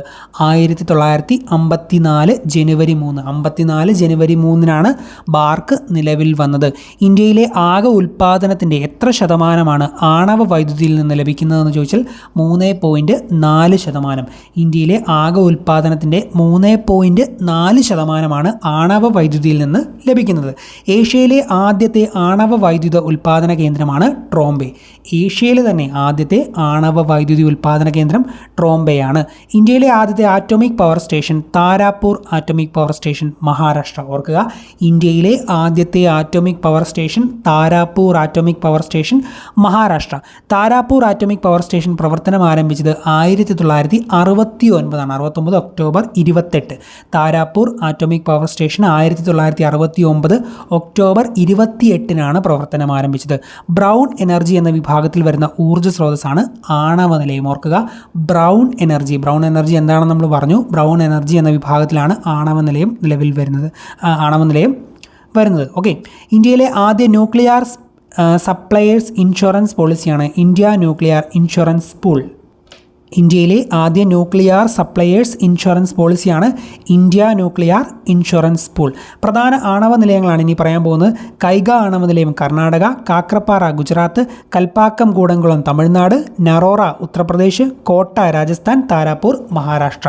അപ്പോൾ കൈഗ ആണവ നിലയം കർണാടക, കാക്രപ്പാറ ഗുജറാത്ത്, കൽപ്പാക്കം കൂടംകുളം തമിഴ്നാട്, നറോറ ഉത്തർപ്രദേശ്, കോട്ട രാജസ്ഥാൻ, താരാപൂർ മഹാരാഷ്ട്ര. ഓക്കെ, പ്രധാനപ്പെട്ടതാണ്. ഏത് സംസ്ഥാനത്താണെന്ന് അറിഞ്ഞിരിക്കേണ്ടത് ഇമ്പോർട്ടൻ്റ് ആണ്. ഓക്കെ. കോവാഡ ന്യൂക്ലിയർ പവർ പ്ലാന്റ് സ്ഥിതി ചെയ്യുന്നത് ആന്ധ്രാപ്രദേശിലാണ്. കോവാഡ ആന്ധ്രാപ്രദേശ്. ഏറ്റവും കൂടുതൽ ന്യൂക്ലിയർ ഊർജ്ജം ഉൽപ്പാദിപ്പിക്കുകയും ഉപയോഗിക്കുകയും ചെയ്യുന്നത് മഹാരാഷ്ട്രയാണ്. ഏറ്റവും കൂടുതൽ ന്യൂക്ലിയർ ഊർജ്ജം ഉൽപ്പാദിപ്പിക്കുകയും ഉപയോഗിക്കുകയും ചെയ്യുന്നത് മഹാരാഷ്ട്ര. ഏറ്റവും കൂടുതൽ ആണവ വൈദ്യുത നിലയങ്ങളുള്ള സംസ്ഥാനം തമിഴ്നാടാണ്. ഏറ്റവും കൂടുതൽ ആണവ വൈദ്യുത നിലയങ്ങളുള്ള സംസ്ഥാനം തമിഴ്നാടാണെന്ന് ഓർത്തിരിക്കുക. ഇന്ത്യയിലെ ആണവ വൈദ്യുത നിലയങ്ങളെ നിയന്ത്രിക്കുന്നത് nuclear power corporation of India limited ആണ്. 1987 സ്ഥാപിതമായ nuclear power corporation of India limited ആണ് ഇന്ത്യയിലെ ആണവ വൈദ്യുത നിലയങ്ങളെ നിയന്ത്രിക്കുന്നത്. ആണവ വൈദ്യുതി ഉൽപ്പാദിപ്പിക്കാൻ ഉപയോഗിക്കുന്ന ധാതുക്കളാണ് യുറേനിയവും തോറിയവും ആണവ വൈദ്യുതി ഉൽപ്പാദിപ്പിക്കാൻ ഉപയോഗിക്കുന്ന ധാതുക്കളാണ്. ഫ്രാൻസിൻ്റെ സഹായത്തോടു കൂടി മഹാരാഷ്ട്രയിലെ രത്നഗിരി ജില്ലയിൽ നിർമ്മിക്കുന്ന ആണവ നിലയമാണ് ജയ്താംപൂർ ആണവ നിലയം. ഓർക്കുക, ഫ്രാൻസിൻ്റെ സഹായത്തോടു കൂടി മഹാരാഷ്ട്രയിലെ രത്നഗിരി ജില്ലയിൽ നിർമ്മിക്കുന്ന ആണവ നിലയമാണ് ജയ്താംപൂർ ആണവ നിലയം. ഫ്രാൻസിൻ്റെ സഹായത്തോടെ മഹാരാഷ്ട്രയിലെ രത്നഗിരിയിൽ. രാജസ്ഥാൻ ആണവ നിലയം സ്ഥിതി ചെയ്യുന്നത് രാജസ്ഥാനിലെ കോട്ട എന്ന സ്ഥലത്താണ്. Rajasthan atomic power station Rajasthan ആണവ നിലയം സ്ഥിതി ചെയ്യുന്നത് രാജസ്ഥാനിലെ കോട്ടയിലാണ്. കൈഗ അണുവൈദ്യുത നിലയം സ്ഥാപിതമായത് 2000-ലാണ്. ഊർജ്ജത്തിൻ്റെ ആവശ്യകത വർദ്ധിച്ച സാഹചര്യത്തിൽ ഊർജ്ജം പാഴായി പോകാതിരിക്കാനും ഊർജ്ജ പ്രതിസന്ധി പോലുള്ള പ്രശ്നങ്ങൾ പരിഹരിക്കുന്നതിനും വിവിധതരം ഊർജ്ജ സ്രോതസ്സുകളെക്കുറിച്ചും പ്രതിപാദിക്കുന്ന വിഭാഗമാണ് ഊർജ്ജ പരിപാലനം. ഇനി പെട്രോളിയവുമായി ബന്ധപ്പെട്ട കാര്യങ്ങളാണ് പഠിക്കാൻ പോകുന്നത്. ഇന്ത്യയിലെ ഏറ്റവും വലിയ പെട്രോളിയം ഖനി മുംബൈ ഹൈ ആണ്. ഇന്ത്യയിലെ ഏറ്റവും വലിയ പെട്രോളിയം ഖനി. ജവഹർലാൽ നെഹ്റു സമൃദ്ധിയുടെ നീരുറവ എന്ന് വിശേഷിപ്പിച്ചത് അംഗ്ലേഷ് ഷവർണയാണ്. ജവഹർലാൽ നെഹ്റു സമൃദ്ധിയുടെ നീരുറവ എന്ന് വിശേഷിപ്പിച്ചത്. ജവഹർലാൽ നെഹ്റു സമൃദ്ധിയുടെ നീരുറവ എന്ന് വിശേഷിപ്പിച്ച എണ്ണപ്പാടം അംഗ്ലേഷ് ഷവറാണെന്ന് ഓർത്തിരിക്കുക. ഇന്ത്യയിലെ ഏറ്റവും പഴക്കമേറിയ എണ്ണപ്പാടം ദിഗ്ബോയാണ്. ആസാമിലെ ദിഗ്ബോയാണ് ഇന്ത്യയിലെ ഏറ്റവും പഴക്കമേറിയ എണ്ണപ്പാടം. ഇന്ത്യയിലെ ഏറ്റവും പഴക്കമേറിയ എണ്ണ ശുദ്ധീകരണശാലയും ദിഗ്ബോയാണ്. ഇന്ത്യയിലെ ഏറ്റവും പഴക്കമേറിയ എണ്ണപ്പാടം അതുപോലെ ഇന്ത്യയിലെ ഏറ്റവും പഴക്കമേറിയ എണ്ണ ശുദ്ധീകരണശാല രണ്ടും ആസാമിലെ ദിഗ്ബോയാണെന്ന് ഓർത്തിരിക്കുക. ഹാൽഡിയ ഓയിൽ റിഫൈനറി പശ്ചിമ ബംഗാളിലാണ്. ഹാൽഡിയ പശ്ചിമ ബംഗാൾ. ഇന്ത്യയിലെ ഏറ്റവും വലിയ എണ്ണ ശുദ്ധീകരണശാലയാണ് ജാംനഗർ, ഗുജറാത്ത്. ഇന്ത്യയിലെ ഏറ്റവും വലിയ എണ്ണ ശുദ്ധീകരണശാലയാണ് ഗുജറാത്തിലെ Jamnagar. Reliance industries limited commission ചെയ്ത ലോകത്തിലെ ഏറ്റവും വലിയ റിഫൈനറി ഓഫ് ഗ്യാസ് ക്രാക്കറാണ് ജാംനഗറിൽ സ്ഥിതി ചെയ്യുന്നത്. റിലയൻസ് ഇൻഡസ്ട്രീസ് ലിമിറ്റഡ് കമ്മീഷൻ ചെയ്ത ലോകത്തിലെ ഏറ്റവും വലിയ റിഫൈനറി ഓഫ് ഗ്യാസ് ക്രാക്കർ അഥവാ ROGC സ്ഥിതി ചെയ്യുന്നത് ജാംനഗറിലാണ്, ഗുജറാത്തിലെ ജാംനഗറിൽ.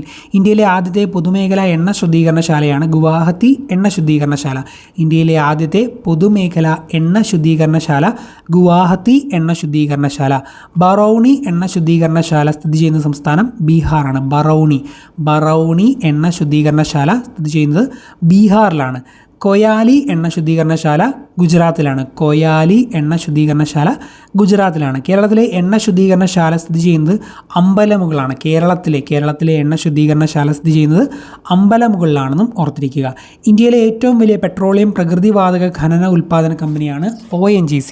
ഇന്ത്യയിലെ ഏറ്റവും വലിയ പെട്രോളിയം പ്രകൃതിവാതക ഖനന ഉൽപ്പാദന കമ്പനിയാണ് ONGC എന്നറിഞ്ഞിരിക്കുക. Oil and natural gas corporation limited എന്നാണ് ഇതിൻ്റെ എക്സ്പാൻഷൻ. ONGC സ്ഥാപിതമായത് 1956ലാണ് ONGC സ്ഥാപിതമായത്. പ്രകൃതിവാതക നിക്ഷേപങ്ങൾ മാത്രമായി കാണപ്പെടുന്ന സംസ്ഥാനങ്ങളാണ് തമിഴ്നാടും ആന്ധ്രാപ്രദേശും. പ്രകൃതിവാതക നിക്ഷേപങ്ങൾ മാത്രമായി കാണപ്പെടുന്ന സംസ്ഥാനങ്ങളാണ് തമിഴ്നാടും ആന്ധ്രാപ്രദേശും. അതുപോലെ ഇന്ത്യയിൽ ഏറ്റവും കൂടുതൽ പ്രകൃതിവാതക ശേഖരമുള്ളത് മുംബൈ ഹൈക്കാണ്. മുംബൈ ഹൈ. പ്രകൃതിവാതകം കാണപ്പെടുന്ന ഇന്ത്യയിലെ പ്രധാന മേഖലകളാണ് കൃഷ്ണ ഗോദാവരി തടം, മുംബൈ ഹൈ, ഗൾഫ് ഓഫ് കമ്പത്ത്. ഇവയൊക്കെ പ്രകൃതിവാതകം കാണപ്പെടുന്ന ഇന്ത്യയിലെ പ്രധാന മേഖലകളാണ്. പ്രകൃതിവാതകം പൈപ്പിലൂടെ വീടുകളിൽ എത്തിക്കുന്ന കേന്ദ്ര സർക്കാരിൻ്റെ ബൃഹത് പദ്ധതിയാണ് CGD അഥവാ സിറ്റി ഗ്യാസ് ഡിസ്ട്രിബ്യൂഷൻ പദ്ധതി.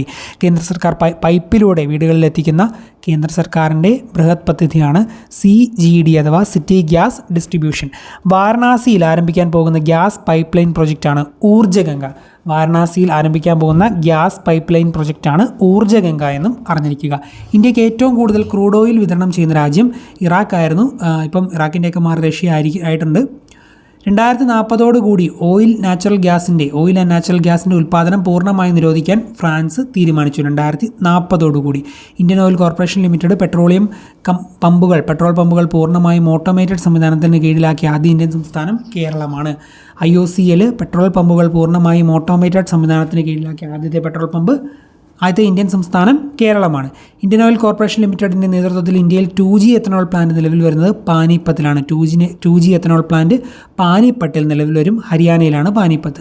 2019 നവംബറിൽ Indian oil corporation limited special winter grade diesel നൽകാൻ തീരുമാനിച്ച കേന്ദ്രഭരണ പ്രദേശം ലഡാക്കാണ്. 2019 നവംബറിൽ Indian oil corporation limited special winter grade diesel നൽകാൻ തീരുമാനിച്ച കേന്ദ്രഭരണ പ്രദേശം ലഡാക്കാണെന്നും ഓർത്തിരിക്കുക. ഇനി പഠിക്കാൻ പോകുന്നത് പാരമ്പര്യേതര ഊർജ്ജ സ്രോതസ്സുകളുമായി ബന്ധപ്പെട്ട കാര്യങ്ങളാണ്. പാരമ്പര്യേതര വൈദ്യുതോർജ്ജ ഉറവിടങ്ങളാണ് സൗരോർജ്ജം, കാറ്റിൽ നിന്നുള്ള വൈദ്യുതി, തിരമാലയിൽ നിന്നുള്ള വൈദ്യുതി, ഗെയ്സറുകൾ, ബയോഗ്യാസ് എന്നിവയൊക്കെ. അതെല്ലാം പാരമ്പര്യേതര ഊർജ്ജ സ്രോതസ്സാണ്. കാറ്റിൽ നിന്നും വൈദ്യുതി ഉൽപ്പാദിപ്പിക്കുന്ന സംസ്ഥാനങ്ങൾ തമിഴ്നാട്, ആന്ധ്രാപ്രദേശ്, കർണാടക, ഗുജറാത്ത്, കേരളം, മഹാരാഷ്ട്ര. കാറ്റിൽ നിന്നും വൈദ്യുതി ഉൽപ്പാദിപ്പിക്കുന്ന സംസ്ഥാനങ്ങളാണ് തമിഴ്നാട്, ആന്ധ്രാപ്രദേശ്, കർണാടക, ഗുജറാത്ത്, കേരളം, മഹാരാഷ്ട്ര. കാറ്റിൽ നിന്നും ഏറ്റവും കൂടുതൽ വൈദ്യുതി ഉൽപ്പാദിപ്പിക്കുന്ന സംസ്ഥാനം തമിഴ്നാടാണ്. ഇന്ത്യയിൽ ആദ്യമായി കാറ്റാടിപ്പാടങ്ങൾ സ്ഥാപിച്ച വർഷം 1986. ഇന്ത്യയിലെ പ്രധാനപ്പെട്ട കാറ്റാടി ഫാമുകളാണ് മുപ്പന്തൽ, വാങ്കുസവാദൈ, സാമാന, ജയ്സാൽമീർ എന്നിവയൊക്കെ. മുപ്പന്തൽ തമിഴ്നാട്, വാങ്കുസ വാദെ സത്താറ മഹാരാഷ്ട്ര, സാമാന രാജ്കോട്ട്, ജയ്സാൽമീർ രാജസ്ഥാൻ. ഇന്ത്യയിലെ പ്രധാനപ്പെട്ട കാറ്റാടി ഫാമുകളാണ് ഇവയൊക്കെ. ഇന്ത്യയിൽ ഏറ്റവും വലിയ കാറ്റാടി പാടമുള്ളത് മുപ്പന്തലാണ്. ഇന്ത്യയിലെ ഏറ്റവും വലിയ കാറ്റാടിപ്പാടം മുപ്പന്തലാണ്. ലോകത്തിലെ ആദ്യം ഒഴുകുന്ന കാറ്റാടിപ്പാടം ആരംഭിച്ച രാജ്യം സ്കോട്ട്ലൻഡാണ്. ലോകത്തിലെ ആദ്യ ഒഴുകുന്ന കാറ്റാടിപ്പാടം ആരംഭിച്ച രാജ്യം സ്കോട്ട്ലൻഡാണെന്ന് ഓർത്തിരിക്കുക. ഭൂമിയിൽ ചൂടുറവയിൽ നിന്നും വൈദ്യുതി ഉൽപ്പാദിപ്പിക്കുമ്പോൾ ലഭിക്കുന്ന ഊർജ്ജമാണ് ജിയോ തെർമൽ ഊർജ്ജം. ഭൂമിയിൽ ചൂടുറവയിൽ നിന്നും വൈദ്യുതി ഉൽപ്പാദിപ്പിക്കുമ്പോൾ ജിയോ തെർമൽ ഊർജ്ജം ലഭിക്കുന്നു. ഏത് തരത്തിലുള്ള വൈദ്യുതി ഉൽപ്പാദനത്തിനാണ് യൂറോപ്പിലെ ഐസ്ലൻഡ് പ്രസിദ്ധമായത് എന്ന് ചോദിച്ചാൽ ജിയോ തെർമൽ ഊർജ്ജത്തിൻ്റെ ഡെവലപ്മെൻറ്റിന്. ഏത് തരത്തിലുള്ള വൈദ്യുതി ഉൽപ്പാദനത്തിനാണ് യൂറോപ്പിലെ ഐസ്ലൻഡ് പ്രസിദ്ധമായത് എന്ന് ചോദിച്ചാൽ ജിയോ തെർമൽ ഊർജ്ജം ഉപയോഗിച്ചുള്ള വൈദ്യുതി ഉൽപ്പാദനത്തിന്. ജിയോ തെർമൽ ഊർജ്ജം ഉൽപ്പാദിപ്പിക്കുന്ന പ്രദേശങ്ങളാണ് തത്തപാനി ഛത്തീസ്ഗഡ്, കാംബോ ഗുജറാത്ത്, പുഗാവാലി ലഡാക്ക്. തത്തപാനി ഛത്തീസ്ഗഡ്, കാംബോ ഗുജറാത്ത്, പുഗാവാലി ലഡാക്ക് ഇവയൊക്കെ ജിയോ തെർമൽ ഊർജ്ജം ഉൽപ്പാദിപ്പിക്കുന്ന പ്രദേശങ്ങളാണ്. ഇന്ത്യയിൽ കമ്മീഷൻ ചെയ്ത ജിയോ തെർമൽ പ്ലാന്റാണ് മണികിരൺ. ഹിമാചൽ പ്രദേശിലെ മണികിരൺ ഇന്ത്യയിൽ കമ്മീഷൻ ചെയ്ത ജിയോ തെർമൽ പ്ലാന്റാണ്. ഹിമാചൽ പ്രദേശിലെ മണികിരൺ. ബയോഗ്യാസ് ഉപയോഗത്തിൽ മുന്നിൽ നിൽക്കുന്ന സംസ്ഥാനങ്ങൾ ഉത്തർപ്രദേശും പഞ്ചാബുമാണ്. ബയോഗ്യാസ് ഉപയോഗത്തിൽ മുന്നിൽ നിൽക്കുന്ന സംസ്ഥാനങ്ങൾ ഉത്തർപ്രദേശും പഞ്ചാബുമാണ്. കംപ്രസ്ഡ് ബയോഗ്യാസ് ഇന്ധനമായി ഉപയോഗിക്കുന്നതിൻ്റെ പ്രചാരണാർത്ഥം കേന്ദ്ര പെട്രോളിയം മന്ത്രാലയം ആരംഭിച്ച പദ്ധതിയാണ് SATAT sustainable alternative towards affordable transportation. Compressed biogas ഇന്ധനമാക്കി ഉപയോഗിക്കുന്നതിൻ്റെ പ്രചരണാർത്ഥം കേന്ദ്ര പെട്രോളിയം മന്ത്രാലയം ആരംഭിച്ച പദ്ധതിയാണ് SATAT എന്ന് അറിഞ്ഞിരിക്കുക. ഇന്ത്യയിൽ തിരമാലയിൽ നിന്നും ഊർജ്ജം ഉൽപ്പാദിപ്പിക്കുന്നത് ഗൾഫ് ഓഫ് കമ്പത്തിലും ഗൾഫ് ഓഫ് കച്ചിലും സുന്ദർബനിലും വിഴിഞ്ഞത്തിലുമാണ്. ഇന്ത്യയിൽ തിരമാലയിൽ നിന്നും ഊർജ്ജം ഉൽപ്പാദിപ്പിക്കുന്നത് gulf of Khambhat, gulf of Kutch, Sundarbans, വിഴിഞ്ഞം. രാജീവ് ഗാന്ധി അക്ഷയ ഊർജ്ജ ദിനമായി ആചരിക്കുന്നത് ഓഗസ്റ്റ് 20. രാജീവ് ഗാന്ധി അക്ഷയ ഊർജ്ജ ദിനം ഓഗസ്റ്റ് 20. രാജീവ് ഗാന്ധി അക്ഷയ ഊർജ്ജ ദിനം ഓഗസ്റ്റ് 20. അടുത്തത് സൗരോർജ്ജം, സോളാർ എനർജിയെ പറ്റിയുള്ള കാര്യങ്ങളാണ് പഠിക്കാൻ പോകുന്നത്. സോളാർ എനർജി അഥവാ സൗരോർജ്ജത്തെ വൈദ്യുതോർജ്ജമാക്കി മാറ്റുന്ന സാങ്കേതികവിദ്യയാണ് SPVT, solar photo voltaic technology. സൗരോർജ്ജത്തെ വൈദ്യുതോർജ്ജമാക്കി മാറ്റുന്ന ടെക്നോളജിക്ക് പറയുന്ന പേര് സോളാർ ഫോട്ടോ വോൾട്ടായിക് ടെക്നോളജി അഥവാ SPVT. ഗവൺമെൻറ് അധീനതയിലുള്ള എല്ലാ തുറമുഖങ്ങളും ഹരിതോർജ്ജം ഉപയോഗിച്ച് പ്രവർത്തിപ്പിക്കുന്ന ആദ്യ രാജ്യം ഇന്ത്യയാണ്. ഗവൺമെൻറ് അധീനതയിലുള്ള എല്ലാ തുറമുഖങ്ങളിലും ഹരിതോർജ്ജം ഉപയോഗിച്ച് പ്രവർത്തിപ്പിക്കുന്ന ആദ്യ രാജ്യം ഏതെന്ന് ചോദിച്ചാൽ ഇന്ത്യയാണെന്ന് ഓർത്തിരിക്കുക.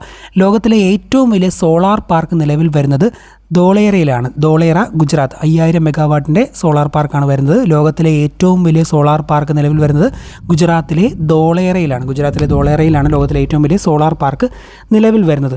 നിലവിൽ 2000 മെഗാവാട്ട് കപ്പാസിറ്റിയുള്ള കർണാടകയിലെ ശക്തി സ്ഥലയാണ് ലോകത്തിലെ ഏറ്റവും വലിയ സോളാർ പാർക്ക്. ഇന്ത്യയിലെ ആദ്യ ഇൻഡസ്ട്രിയൽ സോളാർ മൈക്രോഗ്രിഡ് നിലവിൽ വന്ന സംസ്ഥാനം ഗുജറാത്താണ്. ഇന്ത്യയിലെ ആദ്യ ഇൻഡസ്ട്രിയൽ സോളാർ മൈക്രോഗ്രിഡ് ഏത് സംസ്ഥാനത്താണ് നിലവിൽ വന്നതെന്ന് ചോദിച്ചാൽ ഗുജറാത്താണ്. ഗുജറാത്തിലെ വഡോദരയിലാണ്. 100% സൗരോർജ്ജത്തിൽ പ്രവർത്തിക്കുന്ന പ്രാഥമിക ആരോഗ്യ കേന്ദ്രങ്ങളുള്ള ഇന്ത്യയിലെ ആദ്യ ജില്ല ഗുജറാത്തിലെ സൂറത്താണ്. 100% സൗരോർജ്ജത്തിൽ പ്രവർത്തിക്കുന്ന പ്രാഥമിക ആരോഗ്യ കേന്ദ്രങ്ങളുള്ള ഇന്ത്യയിലെ ആദ്യ ജില്ല ഗുജറാത്തിലെ സൂറത്ത്. സൗരോർജ്ജത്തിൽ പ്രവർത്തിക്കുന്ന പമ്പുകളുടെ സഹായത്തോടെ ജലസേചനം സാധ്യമാക്കുന്ന പദ്ധതിയായ സൗരജലനിധി നടപ്പിലാക്കിയ ഇന്ത്യൻ സംസ്ഥാനം ഒഡീഷയാണ്. സൗരോർജ്ജത്തിൽ പ്രവർത്തിക്കുന്ന പമ്പുകളുടെ സഹായത്തോടെ ജലസേചനം സാധ്യമാക്കുന്ന പദ്ധതിയായ സൗരജലനിധി അത് നടപ്പിലാക്കിയ ഇന്ത്യൻ സംസ്ഥാനം ഒഡീഷ. ഇന്ത്യയിലെ ഏറ്റവും വലിയ solid waste to energy plant സ്ഥാപിതമായത് ന്യൂഡൽഹിയിലെ നരേലയിലാണ്. ഇന്ത്യയിലെ ഏറ്റവും വലിയ solid waste to energy plant സ്ഥാപിതമായത് ന്യൂഡൽഹിയിലെ നരേലയിൽ. ഇന്ത്യയിൽ ആദ്യമായി സൗരോർജ്ജത്തിൽ പ്രവർത്തിക്കുന്ന മൾട്ടിപ്ലക്സ് ആണ് മെട്രോ ഇനോക്സ്. മുംബൈയിലെ മെട്രോ ഇനോക്സ് ആണ് ഇന്ത്യയിൽ ആദ്യമായി സൗരോർജ്ജത്തിൽ പ്രവർത്തിക്കുന്ന മൾട്ടിപ്ലക്സ്. സമ്പൂർണ്ണമായും സൗരോർജ്ജത്തിൽ പ്രവർത്തിക്കുന്ന ഇന്ത്യയിലെ ആദ്യത്തെ സ്ഥാപനമാണ് Shri Aurobindo international centre of education. പുതുച്ചേരിയിലെ Shri Aurobindo international centre of എഡ്യൂക്കേഷനാണ് സമ്പൂർണ്ണമായും സൗരോർജ്ജത്തിൽ പ്രവർത്തിക്കുന്ന ഇന്ത്യയിലെ ആദ്യ സ്ഥാപനം. സൗരോർജ്ജത്തിൽ പ്രവർത്തിക്കുന്ന ഇന്ത്യയിലെ ആദ്യ റെയിൽവേ സ്റ്റേഷനാണ് അസ്സാമിലെ ഗുവാഹത്തി. സൗരോർജ്ജത്തിൽ പ്രവർത്തിക്കുന്ന ഇന്ത്യയിലെ ആദ്യ റെയിൽവേ സ്റ്റേഷൻ ഏതെന്ന് ചോദിച്ചാൽ അസ്സാമിലെ ഗുവാഹത്തിയാണെന്ന് ഓർത്തിരിക്കുക. സമ്പൂർണ്ണമായി സൗരോർജ്ജത്തിൽ പ്രവർത്തിക്കുന്ന ഇന്ത്യയിലെ ആദ്യ കേന്ദ്രഭരണ പ്രദേശമാണ് ദിയു. സമ്പൂർണ്ണമായി സൗരോർജ്ജത്തിൽ പ്രവർത്തിക്കുന്ന ഇന്ത്യയിലെ ആദ്യ കേന്ദ്രഭരണ പ്രദേശ ഭാഗമാണ് ദിയു എന്ന് അറിഞ്ഞിരിക്കുക. വടക്ക് കിഴക്കൻ സംസ്ഥാനങ്ങളിൽ ആദ്യമായി സോളാർ ടോയ്ലറ്റ് നിലവിൽ വന്ന സംസ്ഥാനം മണിപ്പൂരാണ്. വടക്ക് കിഴക്കൻ സംസ്ഥാനങ്ങളിൽ ആദ്യമായി സോളാർ ടോയ്ലറ്റ് അത് നിലവിൽ വന്ന സംസ്ഥാനം മണിപ്പൂരാണ്. ലോകത്തിലെ ഏറ്റവും ഉയരം കൂടിയ സോളാർ TV നിർമ്മിക്കുന്ന രാജ്യം ഇസ്രായേലാണ്. ലോകത്തിലെ ഏറ്റവും ഉയരം കൂടിയ സോളാർ TV അത് ഇസ്രായേലാണ് നിർമ്മിക്കുന്നത്. അതുപോലെ ലോകത്തിലെ ഏറ്റവും വലിയ ഒഴുകുന്ന സോളാർ ഫാം പണി കഴിപ്പിച്ചത് ചൈന. ലോകത്തിലെ ഏറ്റവും വലിയ ഒഴുകുന്ന സോളാർ ഫാം ചൈനയാണ് പണി കഴിപ്പിച്ചത്.